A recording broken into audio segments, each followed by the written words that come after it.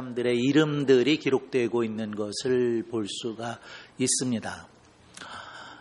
그 수많은 인물 중에서 기억되는 이름 혹은 이 사람은 정말 탁월한 인물이다, 뛰어난 인물이다 라고 생각되어질 수 있는 이름들이 있을 수 있죠. 아마 사람들의 생각마다 다를 수도 있겠다라고 여겨지기는 하지만 그런 인물 구약에서 찾으면 누굴까요? 어떻게 하셨어요?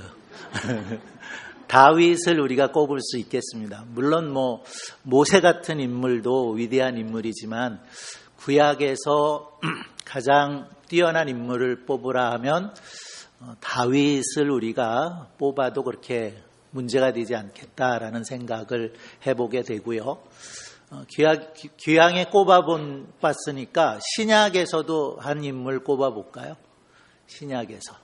신약에서는 어떤 인물이 가장 뛰어나고 탁월한 인물이라고 할 수 있을까요? 사도 바울을 꼽을 수 있을 것 같아요. 그죠? 사도 바울 같은 그런 사람들을 우리가 꼽을 수가 있겠는데 그 외에도 많은 사람들을 우리가 꼽아볼 수가 있겠지만 오늘은 사실은 다윗에 대해서 우리가 함께 말씀을 나누고자 하는데 다윗이나 혹은 사도 바울이나 이분들이 그렇게 성경 안에서 뛰어난 인물로 이렇게 기록될 수 있고 기억될 수 있는 두 가지 이유가 있다고 생각이 되고요. 이제 곧 그 두 가지가 오늘 제가 말씀드리려고 하는 내용인데 첫째는 사도 바울이 이런 고백을 하죠. 나의 나된 것은 하나님의 은혜라 그러죠. 다윗이나 사도 바울이나 다윗이 될 수 있었던 까닭 그리고 바울이 사도 바울 될 수 있었던 까닭 하나님의 은혜입니다. 사실은 뛰어난 그 사람들만 하나님의 은혜가 있었던 것은 아니고 우리도 다 마찬가지라고 생각이 돼요. 하나님께로부터 부름을 받아서 우리가 예수 그리스도를 구주로 믿게 되고 하나님의 자녀가 되어질 수 있었던 것 우리가 한 거 없죠? 행위로서가 아니다. 때문에 자랑할 것이 없다라고 말씀되고 있는데 우리가 예수 그리스도를 구주로 믿어서 하나님의 자녀가 된 것도 모두가 다 하나님의 은혜라고 고백할 수밖에 없을 겁니다. 그러나 특별히 다윗과 같은 사람, 그 다윗이 가장 위대한 이스라엘의 왕이었고 가장 부강한 나라를 이루었고 믿음에 있어서도 누구보다 못지않은 그런 믿음의 신앙의 삶을 살았다고 하는 것, 그것도 다 하나님의 은혜다. 그렇게 성경이 기록하고 있는 것들을 우리가 볼 수가 있습니다. 또 하나의 이유가 있습니다. 두 번째 이유, 오늘 우리가 같이 나누려고 하는 주제는 그 두 번째 이유인데요. 설교 제목에 그 이유도 있는데 금방 설교 제목 지금 떠 있나요? 다윗과 그의 용사들. 그 제목이 의미하고 있는 게 뭘까요? 다윗이라고 하는 뛰어나고 탁월한 인물이 되어질 수 있었던 이유는 자기만의 이유가 아니라는 거죠. 혼자 뛰어나서 지혜로워서 골리앗을 물리칠 수 있는 그런 믿음의 용기가 있어서 물론 그것도 작용하지 않았다고 할 수 없겠지만 정말로 다윗이 다윗 될 수 있었던 이유 그리고 사도 바울이 될 수 있었던 이유도 그를 돕고 협력하는 많은 믿음의 사람들이 있었기 때문이라는 겁니다.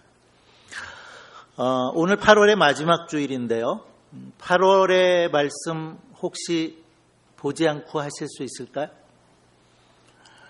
잘 안 되면 주보를 살짝 보실까요? 띄워주셨네요. 같이 한번 읽어보겠습니다. 두 사람이 한 사람보다 나음은 저희가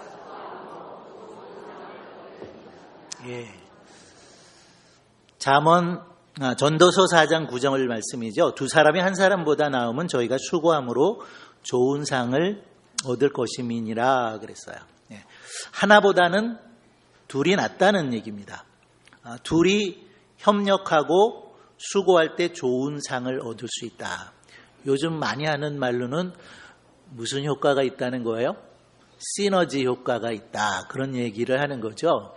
혼자 하는 것보다 둘이 하면은 더 많은 힘이 난다는 거야. 마력이라는 말이 있죠. 말 한 마리의 힘보다는 두 마리의 힘. 말 한 마리하고 또 한 마리, 두 마리의 힘을 합치면 이 둘의 힘만 날까요? 아니라는 거야. 말 한 마리하고 한 마리가 낼 수 있는 그 힘과 둘을 합쳐놓을 때는 훨씬 더 많은 힘을 낼 수 있다는 거죠. 그것을 의미하고 있는 겁니다.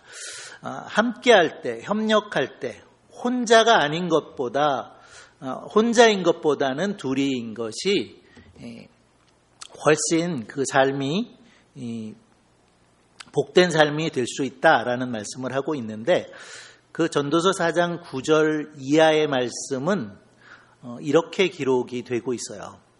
혹시 저희가 넘어지면 하나가 그 동물을 붙들어 일으키려니와 홀로 있어 넘어지고 붙들어 일으킬 자가 없는 자에게는 화가 있으리라. 두 사람이 함께 누우면 따뜻하거니와 한 사람이면 어찌 따뜻하랴. 한 사람이면 패하겠거니와 두 사람은 능히 당하나니 삼겹줄은 끊어지지 아니하느니라 라고 말씀되고 있습니다. 혼자서 어려움을 당하게 될 때 해결할 방법이 없는 거죠. 요즘 그 독거노인들이 많이 계시는데 혼자 사시는데 어려움을 당했다, 병이 들었다, 이럴 때 어떻게 도움을 청할 수가 있겠어요? 여러 가지 방법을 강구하고 있고 또 연락할 수 있는 비상벨을 두기도 하고 누가 찾아보기도 하고 이런 일들이 있지만 그런 모든 것이 없다고 할 때 혼자서 어려움을 당하면 낭패를 보게 되는 그런 일들이 있게 된다는 거죠. 그러나 둘이 있으면 도움을 받을 수가 있다는 거예요. 그렇기 때문에 홀로 있어서 넘어지게 될 때 붙잡아 일으킬 수 있는 사람이 없다면 그건 화가 되겠다라고 말씀하고 있고요. 두 사람이 함께 눕게 될 때에 따뜻할 수 있다는 것, 그리고 두 사람이면 이렇게 말씀하죠. 능히 당하나니. 혼자는 감당할 수 없는 일, 둘이면 능히 당한다. 능히 해낼 수 있다. 능히 이루어낼 수 있다. 삼겹줄은 끊어지지 않는다. 우리가 문자 그대로 봐도 충분히 이해할 수 있는 말씀이죠. 한 줄은 쉽게 끊어질 수 있어요. 그죠? 두 줄 조금 어렵겠죠. 세 줄은 끊어지지 않는다는 거예요. 그것을 달리 해석해보면 이렇게도 우리가 이해해 볼 수 있을 것 같아요. 주님과 그리고 너와 나 셋이죠. 주님 안에 있는 너와 나, 주님 안에 있는 우리 결코 끊어질 수 없다. 능히 당해내지 못할 일들이 없다라고 말씀을 하셔서 함께 한다고 하는 것, 그것의 유익을 말씀을 하고 있는 거죠. 하나보다는 둘이 낫다. 둘보다는 셋이 낫다. 이런 말씀을 우리에게 주고 있는 거죠. 사실 결혼이라고 하는 제도도 그런 이유 때문에 하나님께서 우리에게 주신 것 아닐까 그런 생각을 해보게 되는데요. 제가 주례하게 될 때마다 늘 읽는 하나님의 말씀이에요. 이렇게 말씀되고 있습니다. 사람이 그 부모를 떠나서 아내에게 합하여 그 둘이 한 몸이 될지니라 하신 것을 읽지 못하였느냐. 이러한즉 이제 둘이 아니요 한 몸이니 그러므로 하나님이 짝지어 주신 것을 사람이 나누지 못할지니라. 결혼이라고 하는 것은 한 남자와 한 여자가 연합하고 한 몸 되는 것인데 둘이 한 몸이 되어지면 나눠질 수 없다는 거예요. 분리될 수 없다는 거죠. 어쩌면 조금 전에 읽어드렸던 그 전도서 4장의 말씀처럼 삼겹줄은 끊어지지 않는다 했지만 그 한 남자와 한 여자가 만나서 가정을 이루게 될 때 분명히 그렇게 말씀하셨어요. 하나님이 짝지어 주신 것 우리가 나눌 수 있는 것이 아니다. 이렇게 말씀되고 있다는 거죠. 그러면서 성경은 에베소서 5장에 보면 남편은 아내를 죽기까지 사랑해라.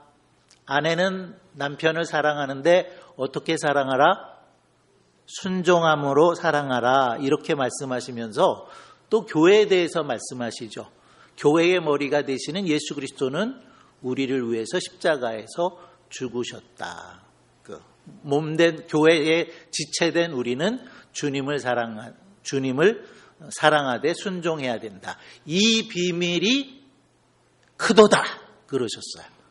그래서 그 부분은 부부관계를 이야기하는 건가 아니면 교회와 그리스도의 관계를 얘기하는 건가 하게 생각하게 되는데 둘 다 말씀하는 거죠. 결국은 교회와 교회의 머리가 되신 그리스도의 관계를 말씀을 하고 있는데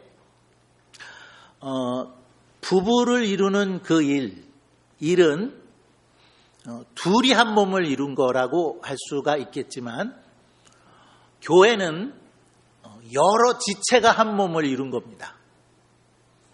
그런 이유에서 우리가 자주 그렇게 얘기를 했죠. 교회는 작은 뭐예요? 가정이다. 가정은 지금 잘못 말했나요? 잘못 말한 것 같으네요. 교회는 큰 가정, 가정은 작은 교회 그렇게 말씀을 드렸던 거죠. 여러 지체가 한 몸을 이루면 둘이 하나를 이루어도 둘이 손을 잡아도 둘이 힘을 합해도 능히 감당하겠다. 삼겹줄은 끊어지지 않겠다라고 말씀을 하셨는데 정읍중앙교회라고 하는 신앙의 공동체를 이루어가는 우리들에게 있어서 어떤 문제가 생기고 시련이 와도 우리가 여러 지체가 하나가 되고 연합하고 협력하면 능히 당해내지 못할 일들이 없겠다라는 것이고요. 삼겹줄은 결코 끊어질 수 없노라고 성경이 우리에게 말씀해 주고 있다고 믿습니다. 처음에 시작하면서 다윗이 다윗 될 수 있었던 첫 번째 이유는 하나님의 은혜다. 그런 말씀을 드렸죠. 오늘 우리가 읽지 않았습니다마는 그 말씀이 오늘 성경에도 기록되어져 있습니다. 그래서 읽지 않은 9절의 말씀을 보시게 되면 만군의 여호와께서 함께 계시니 다윗이 점점 강성하여 가니라 라고 기록되고 있습니다. 다윗이 점점 강해질 수 있었다는 거예요. 그 나라가 강성해질 수 있게 되어졌는데 그 이유가 무엇이냐면 하나님이 함께 하셨기 때문이라는 거예요. 달리 말하면 하나님의 은혜 때문이죠. 하나님의 은혜 때문에 다윗이 강성할 수 있었다라는 것이고 엄밀히 말하면 이제 뒷부분에 두 번째 이유로 말씀드릴 것도 하나님의 은혜라고밖에는 말할 수 없겠지만 구체적으로 두 번째 이유는 그것은 하나님께서 다윗에게 용사들을 붙여주셨다는 거고요. 그 용사들과 함께할 때, 용사들과 연합할 때, 용사들과 도울 때 다윗은 그 어느 왕보다 뛰어난, 강한, 그리고 탁월한 왕이 될 수 있었다라는 사실을 오늘 성경은 우리에게 말씀해 주고 있습니다. 사무엘하 23장에 보면 다윗이 시편에 기록되지 않은 시를 하나 적고 있어요. 이렇게 시작이 됐습니다. 높이 올리운 자, 야곱의 하나님에게 기름 부음을 받은 자, 이스라엘의 노래 잘하는 자가 말하도다. 노래를 하기 전에 자기 스스로가 자기를 가리켜서 나는 높이 들리움을 받았다. 하나님께로부터는 기름 부음을 받았다. 노래 잘하는 자다 이런 얘기를 했는데 그러면서 계속되는 노래가 다윗이 자기 얘기를 해요. 그 가운데 이런 또 말이 있습니다. 사람을 공의로 다스리는 자, 하나님을 경외함으로 다스리는 자. 결국 다윗은 자기 스스로가 이야기하고 있고 성경에 기록되고 있는 건데, 그가 기름 붓게 된 거 하나님께로부터 기름 부음을 받았다는 거고요. 또 하나님을 경외함으로 다스리는 자가 되었는데 자기는 공의로 다스렸다라는 거잖아요. 우리가 그동안 그 역사서들을 읽어오면서 열왕기를 읽어오고 또 역대기를 읽어오고 예언서들을 읽어오고 하면서 왜 그 많은 왕들이 하나님의 심판을 받았죠? 왜 북쪽 이스라엘, 남쪽 유다도 다 하나님의 징계를 받아서 망합니까? 첫째는 하나님을 바르게 섬기지 않았다는 것이고, 둘째는 정의를 행하지 않았기 때문이라는 거죠. 그런데 다윗은 공의를 행했다라고 말씀을 하고 있어요. 사람을 공의로 다스리는 자. 결국 하나님께서 이스라엘을 선택하시고 민족을 이루게 하시고 나라를 이루게 하실 때에 잠언 19장의 말씀을 우리가 기억하는 것처럼 너희가 내 말을 잘 듣고 내 말을 지켜 행하면 내 소유가 되겠고, 무슨 나라? 제사장 나라. 하나님 제사장 나라 삼으시려고 아브라함 부르셨고 민족 이루게 하시겠다고 말씀해 주셨던 거죠. 민족 이룬 그 이스라엘을 향해서 하나님이 너희는 제사장 나라 되라고 하셨고, 그래서 왕을 주시지 않았던 거예요. 하나님이 친히 왕이 되셔서 율법 레위기를 주셨고 십계명을 주셨고, 왕들에게는 이후에 될 일이었기는 했지만 신명기를 보면 왕들은 율법을 옆에 놓고 그 율법을 보면서 나라를 통치해라 그러셨어요. 그 율법의 중요한 내용이 뭡니까?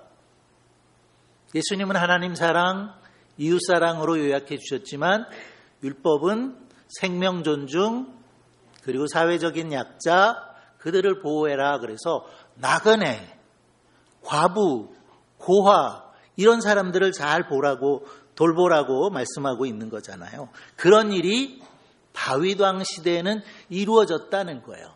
비록 왕을 달라고 해서 사울 왕을 세웠고 이어서 다윗 왕이 세워지기는 했지만 그 다윗 왕 시대는 정말 하나님이 원하셨던 제사장 나라를 이루었던 시대라고 우리가 이야기할 수 있겠고요. 그렇기 때문에 많은 왕들이 이후로 나라를 통치하지만 하나님은 다윗의 길이라는 것을 이야기하시는 거죠. 왕들을 평가할 때 이 왕이 다윗의 길로 갔느냐 여로보암의 길로 갔느냐 평가하는 건데, 다윗의 길, 하나님은 다윗의 길이라는 것을 다윗을 통해서 이루게 하셨다는 겁니다.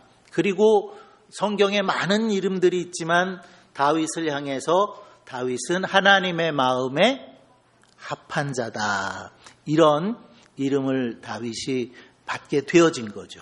그리고 하나님은 그에게 너의 왕조는 영원할 것이다 라고 약속을 주셔서 다윗의 왕조가 기록에 의하면 시드기야 왕 때에 끝나게 되는 거죠.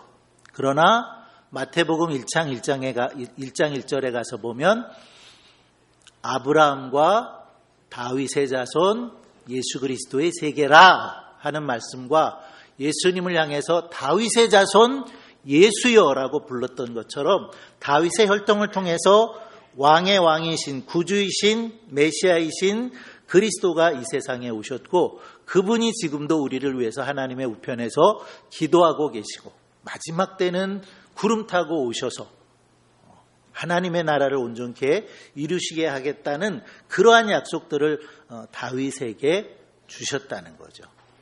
다윗은 바로 그러한 인물이었다는 거예요. 그런데 그러한 인물이 되기까지 다윗은 세 차례의 기름 부음을 받았다는 거 기억하시죠? 사울 왕이 어긋났을 때 하나님은 사무엘을 보내셔서 아직 어린 이새의 8번째 아들이었던 다윗에게 기름 붓습니다. 그리고 내가 이후로 왕이 될 거다라고 했고요. 사울 왕이 죽게 되었을 때 나라가 쪼개지게 된 거죠. 그래서 유다 지파만의 왕으로 또다시 기름을 부음을 받고, 오늘 역대상 그 첫 부분에 기록되어 있지만 이제 나머지 12지파가 7년 반이라는 시간이 흐르고 나서 나머지 12지파가 스스로 와서 당신은 원래부터 우리의 왕이었습니다. 우리를 다스려 주옵소서. 그래서 12지파가 다 합해지고 다윗은 온 이스라엘의 왕이 되어서 비로소 통치하게 되어졌는데, 그렇게 40년 동안 다윗은 왕으로 이스라엘이라고 하는 그 나라를 통치했다는 것을 말씀하고 있습니다. 다윗은 아주 탁월한 장군이었기 때문에 11지파와 한 지파였을지라도 무력으로 통일할 수 있지 않았을까? 이런 생각해 보실 수 있죠. 무력으로 통일했으면 통일은 됐을 거예요. 그러나 민족은 하나 되지 않는 거죠.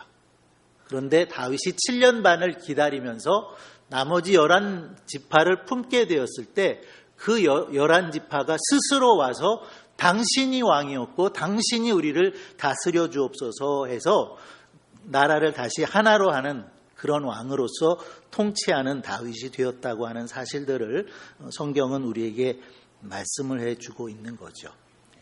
그런 왕, 그런 다윗, 이제 오늘 함께 읽은 말씀을 보게 되면 그에게는 용사들이 있었다라는 사실들을 말씀하고 있는 것이고요. 그 많은 용사들을 오늘 성경이 이제 기록하고 있는 것을 우리가 보게 되는데 10절의 시작이 이랬습니다. 이 사람들이 온 이스라엘로 더불어 다윗의 힘을 도와 나라를 얻게 하고 세워 왕을 삼았다라고 말씀하고 있습니다. 다시 한번 말씀드릴게요. 이 사람들이 그랬어요. 이 사람들 누굽니까? 조금 이따 얘기될 용사들이에요. 이 용사들이 온 이스라엘로 더불어 다윗의 힘을 도왔다는 거예요.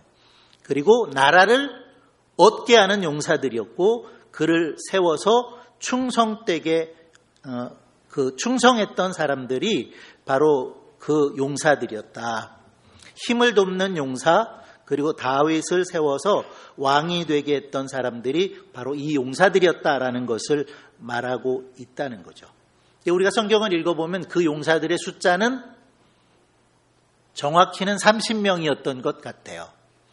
그래서 그 30명 위에 두목이 있고, 그리고 그 가운데 뛰어난 3인, 그리고 그 다음에 뛰어난 3인, 이런 말씀들을 우리가 읽을 수 있는데 사실은 모두가 뛰어난 용사예요. 모두가 뛰어난 용사임에도 불구하고 그 중에 또 탁월한 3인의 용사들, 그 다음에 3인의 용사들이 이렇게 구별되고 있는 것을 우리가 읽어볼 수가 있겠는데요. 가장 탁월했다는 사람이 야소보암이라고 하는 사람인데, 그 야소보암 같은 용사는 한때에 300인을 죽이는 대단한 용사였다라는 겁니다. 이 같은 병행꿀을 우리가 찾아보면 거기에는 또 800인을 쳐 죽였다 그랬어요. 거기는 왜 800인이고 오늘 말씀 속에는 300인일까요? 정확히 알 수 없지만 그가 전부 죽인 사람의 숫자는 800인일지 모르겠어요. 그리고 어떤 전쟁에서는 한때에 300인을 쳐 죽이는 그러한 용사가 바로 야소보암이라는 그런 용사였다는 얘기죠. 그런가 하면 엘르아살이라고 하는 용사가 또 있었다라고 말씀되고 있는데, 이 엘르아살은 백성들이 도망가는 가운데 싸웠다라는 말을 하고 있어요. 전쟁이 일어났는데 막 도망가는 거예요. 그 전쟁 이길 수 있을까요? 이길 수 없죠. 그런데 이 엘르아살은 혼자 남아 있었다는 거죠. 보리밭 가운데 혼자 서서 블레셋 사람들을 죽였다라고 말씀하고 있는 거예요. 그래서 하나님은 그를 통해서 큰 구원으로 구원하셨다. 이런 말씀들을 하고 있는 것을 볼 수가 있습니다. 이런 용맹 있는 사람, 800명을 300명을 죽이는 용사, 다 도망가고 있는데 혼자 남아서 다윗을 지키며 적군을 물리치는 용사들이 있었다라는 사실들을 말씀하고 있다는 겁니다. 또 하나 조금 감동이 있는 이야기가 있는데요. 다윗이 블레셋과 진영을 맞이하고 있는데 블레셋 군인들이 베들레헴 편에, 그리고 다윗과 이스라엘은 맞은편 산성에 있었다는 거죠. 그런데 서로 대치하고 있는 상황에서 다윗이 이런 말을 했어요. 베들레헴 성문 곁 우물물을 누가 나로 마시게 할꼬. 어쩌면 독백 같은 말이죠. 베들레헴에 정말 시원한 그리고 맛있는 물이 있는데 그 물 한번 먹었으면 좋겠다. 이런 얘기를 다윗이 그냥 독백처럼 했다는 거예요. 다윗이 그 물 맛을 어떻게 알죠? 베들레헴이 다윗의 고향이죠. 다윗의 고향이기 때문에 베들레헴에 있는 그 우물의 맛을 다윗이 알고 있는 거예요. 그래서 그 베들레헴에 있는 그 시원한 물을 좀 마시면 좋겠다라고 했더니 무슨 일이 일어났냐면요. 세 사람의 용사들이 블레셋 진영을 뚫고 충돌해서 지나가서 그 물을 길어가지고 다윗에게 가져왔다는 겁니다. 대단한 일이죠. 대단한 충성이죠. 다윗으로 하여금 베들레헴에 있는 우물을 마시게 하기 위해서 세 사람이 목숨을 걸고 적군의 진영을 뚫고 지나가서 물을 길어다가 다윗 왕에게 드렸다라는 이야기를 하고 있다는 겁니다. 그런데 그때에 다윗이 어떻게 반응을 했냐면요. 다윗은 너무 감동되었던 거죠. 그래서 그 물을 마실 수가 없었다는 거예요. 이것은 물이 아니라 내 부하 용사들의 피다라고 말하면서 이건 마실 수가 없다라고 하면서 하나님께 관제로 드리는 것처럼 땅에 부어 드렸다라고 말씀하고 있고, 그러면서 다윗이 했던 말이 이런 말이었어요. 내 하나님이여, 내가 결단코 이런 일을 하지 아니하리다. 생명을 돌아보지 아니하고 갔던 사람들의 피를 어찌 마시리까. 하나님 앞에 앞으로는 결단코 이런 일을 하지 않겠습니다. 부하들로 하여금 나를 위해서 생명을 걸게 하는 그런 일은 하지 않겠습니다. 그럼 이 얘기는 무슨 얘기겠어요? 자기 자신에게는 생명을 거는 일을 하지 않도록 하겠다라는 거죠. 그러나 누구한테는 생명을 걸어야겠어요? 하나님께는 생명을 걸어야 되겠다. 그런 생각을 우리가 해볼 수 있는 거죠. 자기 자신을 위해서, 다윗을 위해서는 목숨을 거는 일이 없어야 되겠지만 하나님께 대해서는 생명을 거는 그런 일들이 있어야 되겠다는 그런 의미를 우리가 이 말씀 속에서 읽어낼 수 있겠다는 겁니다. 자, 그리고 마지막으로 한 용사의 이야기를 더 하려고 그러는데요. 뒤에 나오는 많은 용사들의 이름은 우리가 잘 모르는 이름이에요. 그리고 여기에 거의 한 번만 기록되어 있는 많은 이름들을 우리가 읽게 되겠는데요. 그 많은 이름들 왜 기록을 했을까요? 읽기도 쉽지 않은, 기억하기도 쉽지 않은, 그리고 뭐 더 알려진 것도 없는데 이름만 있다는 거예요. 이름만. 왜 그 이름들을 성경은 굳이 한 사람 한 사람 기록했을까요? 이 사람들이 바로 다윗과 함께했던 충성된 사람들이다라고 하는 것을 남기고 싶었던 거죠. 그래서 이름이 기록됐다는 거예요. 우리가 성경을 더러 읽어보다 보면 책에서 그 이름을 지워버리리라 이런 말씀들 보게 되잖아요. 이름만이 기록되어졌다는 것도 얼마나 귀한 일이냐는 거예요. 어떤 건물들을 보면 큰 건물을 지어놓고 이 건물을 짓느라고 협력해준 교회가, 협력해준 분들이 이런 분입니다라고 동판 같은데 이름을 기록하고 있죠. 그것처럼 이름들을 기록했다는 거예요. 그런데 그 이름 중에 낯익은 이름이 하나 있어요. 누구냐면 헷입니다. 헷. 누군지 헷이란데요.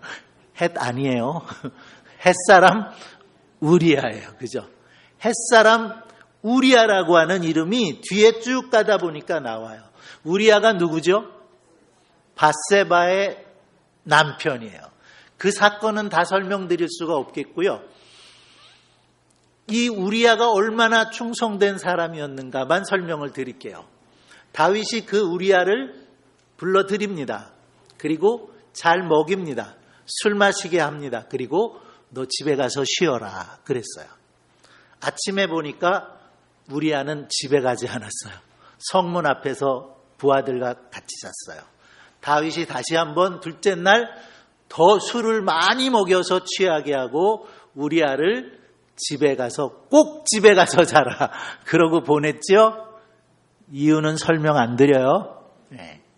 그런데 둘째 날도 우리아는 집에 가서 자지 않습니다.